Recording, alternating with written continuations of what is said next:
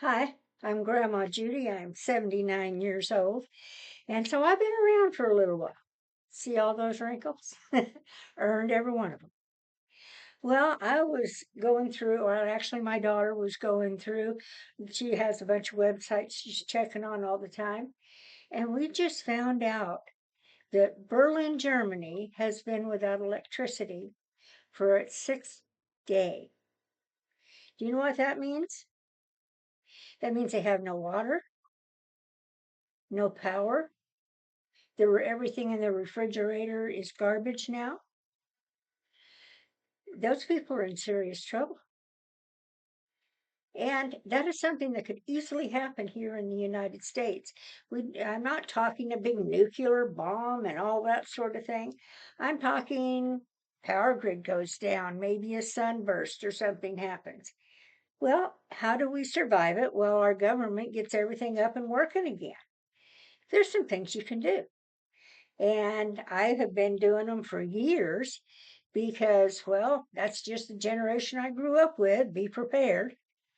So, first thing you need to go get is one of those metal garbage cans with a tight fitting lid and a seal that you can put around the inside of it so it's actually sealed, so nothing gets into it.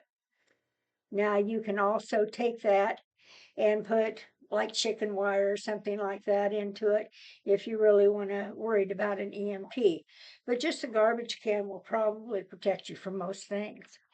Now, including mice, you need a bunch of batteries, flashlights, a portable radio.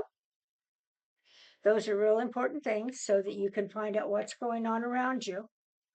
Um, but again, they need to be inside there secured, not taken out and put and used and put back and whatever. No, they just stay in there. And every 6 months, you just go and you take the batteries out, put a new set in. Do not put them in your radio or your flashlight. Put the battery separate from that, but the right sizes to go in those things. Pretty simple. Turn around also, because there won't be any water because the water runs on an electric system. That's what gets it into your homes and everything else. So once your hot water heater is gone, dry, um, well, that's it. But it's not. No. Um, if you prepare, say you have, I don't know if you live in an apartment or you live in the country. I live out in the country. So what I have is a couple of rain barrels out underneath my gutter system so that I have a few 100 gallons of extra water set up. But I know people that have done the same thing on roofs of apartment buildings where they set it up and put like an upside down umbrella going into a water tank. That works too. But to use that water, you're also going to need purification tablets and maybe iodine tablets. Again, right inside that garbage can. Don't worry about them. Don't think about them. Inexpensive, easy to get. You also could use a good first aid kit. And if you can, because your cell phones aren't going to last very long. So if you have get a couple of those smaller solar panels that are for charging phones and what have you, and put those in that garbage can. Not the great big monster ones you put up on the roof. No, little, say 5 to 20 amp or volt solar panels that have the connections with them so you can connect your phone or your computer or whatever to it. That way you have a chance of having some communication.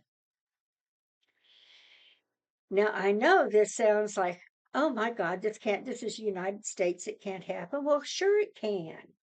It's happening to Berlin right now. It's a big city and it's the middle of their winter. Really scary for those people.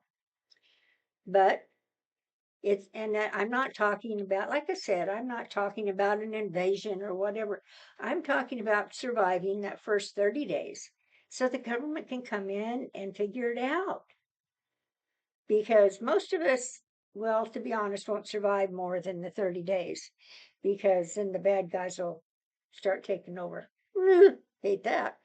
But anyway, also go down and get the 50-pound bag of rice, brown rice, not white processed rice, and a 50-pound bag of dried beans. I personally like navy bean because it has a real high protein. It's easy to cook, very soft. But the big thing is it has a real high protein. Take a 5-pound bag of salt and throw in there. Again, these aren't things you're going to use. They can sit in there for 10 years. It won't make any difference. The only thing that has to be changed out from time to time are the batteries. Everything else, leave it alone because it's an emergency. Then you can go in and you go, oh, well, I just couldn't survive without my coffee. Okay, you'll have to use a Mylar bag. And if you have it, use a freeze dryer. And you can freeze dry your coffee beans or your grounds. Put it in the Mylar bag and put it in there, and it'll be good for 25 years. So there are things you can do for the, oh, I just can't do without. And it's okay to have the I can't do without. I mean, I can't do without my Bible. I can't do without uh, thinking about my family, so I'd have to have pictures and stuff set out where I could get to them. But those should be protected. So it shouldn't be a big deal. But you need to decide what you would want in there besides the have tos.